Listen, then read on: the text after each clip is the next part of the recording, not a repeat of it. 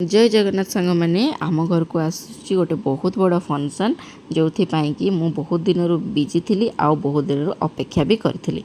तो चलते आपण मान सहित शेयर करुँची से समय किसी वीडियो क्लिप। तो ये होती आम दियर बाबू जहाँकर कि आज हूँ एनगेजमेंट आ बहुत शीघ्र हम मैरेज से आज एनगेजमेंट पार्टी आम सका पूरा फैमिली बाहरी जाइलु झील घर को एनगेजमेंट करने।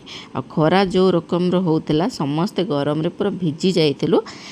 केउझर टिके समय रेस्ट कर सारा पर से आम किणीलु रसमलाई आ किछि मिठा जोटा कि आम झील घर को नेबू बोली किणीलु। आठी आम रसमलाई खाऊलु। रसमलाई खाई सारा पर आम पहुँचलु झील घर को। आठी बहुत लेट फंक्शन है।